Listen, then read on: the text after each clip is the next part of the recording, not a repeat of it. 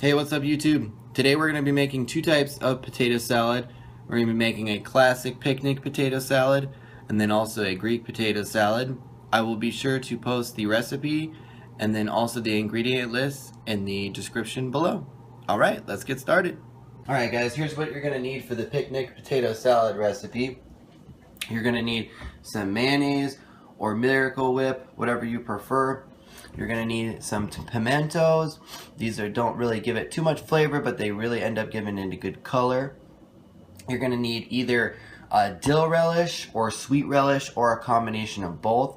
In this recipe, I'm going to be using dill. You're also going to be using some black olives, most likely about a half a can, and we'll dice them up. And then I'm going to use 6 eggs. For this recipe. You can do 4 if you want to. You can leave the eggs out if you want to. I'm doing 6 today just because I like the potato salad to have a little bit extra eggs. Now for the produce, what we're going to be using today is a couple stalks of celery. I'm using also a sweet onion.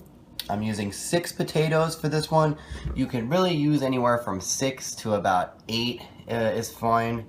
I'm using 6 today to make it a little bit less because I'm actually making 2 separate types of potato salad. And then also you're going to use parsley. This is mostly going to be used for the garnish at the end of it. I'm also using this for my other Greek potato salad recipe. Alright, now the ingredient list for the Greek potato salad is pretty basic. It ends up being really good though. We're using 5 russet Idaho potatoes today. You could use 5 or 6. I'm using olive oil as the base for the potato salad. Instead of using typically Miracle Whip or mayonnaise, since we use olive oil, it actually really won't spoil if you leave it out. This potato salad is a cold, warm, or room temperature potato salad just because of the olive oil itself. I'm using parsley, lots and lots of good parsley in this, using about half of this lemon here. I'm going to use about a cup of green onion and then lots of garlic, lots and lots of garlic to give it flavor. Also, what we're doing here is I'm going to be using salt and pepper for seasoning and then also some oregano. Now the first step is to scrub and skin the potatoes. We're going to do this in the sink, obviously, under just some cool water. I'm going to scrub them down. I'm going to peel them. I already have my pot getting ready to boil here, so that'll be all set when the potatoes are ready.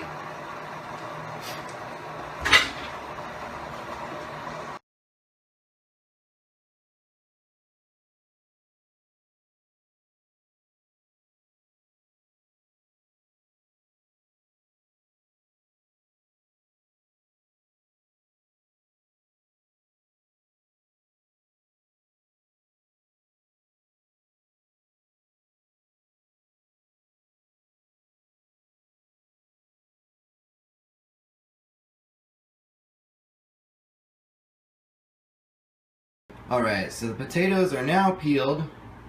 If you ever wanted to see what 11 potato skins looks like, that is what it looks like.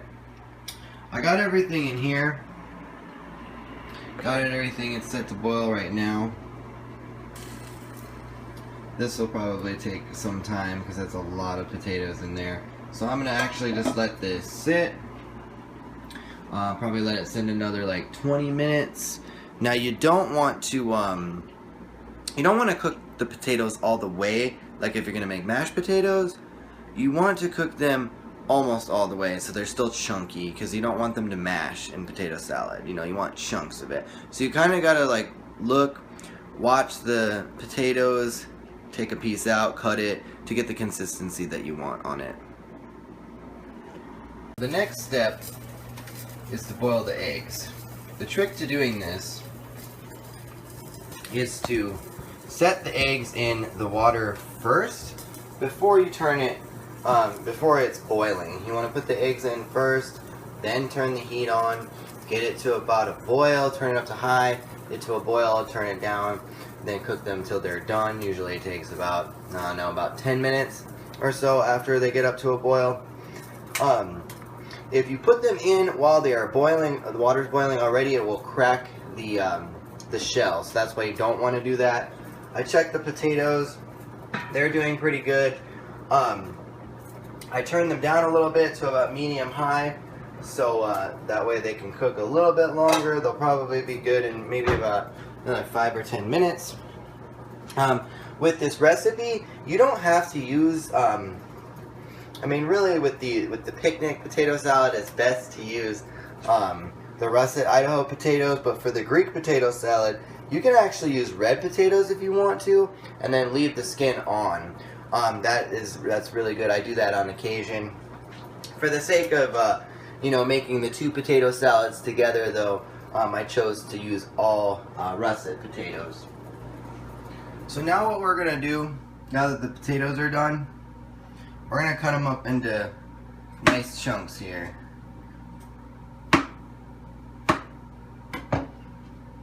About this size, probably pretty good. You don't want them to be too small chunks because what's gonna happen when we start mixing everything is they're kind of gonna start mashing anyways. So you don't want them too small, or else you'll end up with too small of chunks of potatoes, and nobody likes that. Alright, so if you guys didn't notice already, compared to my last video, I am actually in a different location. The previous video was filmed at my parents' house. This is actually my apartment. I actually put the potatoes, I separated them into the two batches for the picnic potato salad and for the Greek potato salad. Put them in the fridge just to cool down while I chop up the vegetables here. Also, I put the eggs there as well so that they can cool down because they're a little bit easier to peel when they are colder. So yeah, I'm gonna go ahead and start chopping up the vegetables, and then we'll start putting this all together.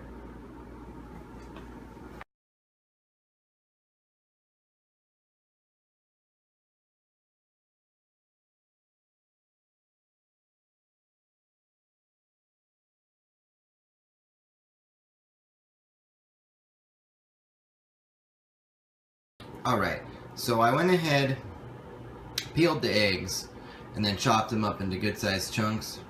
Also, I diced up that half can of olives as well. So next step is to incorporate all of the ingredients except the mayonnaise or Miracle Whip. Put aside 1 egg for the garnish, and then we're just going, and then also the pimento as well, and then the nutmeg. Do not add that as well. All the rest of the stuff is mostly for the toppings. Now when you're incorporating everything, just do it, kind of slowly, just carefully. You don't want to break up the potatoes more than they already are, because when you add the Miracle Whip, it's going to start to break down everything. So you kind of just want to do this as carefully as possible. Just do this until everything is nicely incorporated and everything's all even. Alright, so now that everything is incorporated here, I added that relish. Just kind of, I don't know really the exact measurements. I would probably say about 3 tablespoons. Just do it to taste, mix them in, taste it, see if it's good. Next step, I'm gonna go ahead and add the mayonnaise to this. Once again, the mayonnaise and Miracle Whip is kind of to taste. Start out slow. Incorporate just a little bit. Mix it together. Taste it. See if it's good. Look at the consistency. You don't want to start out with too much mayonnaise because you can completely ruin your potato salad by doing it that way. So yeah, I'm going to go ahead and mix everything together, and then we will see what happens here.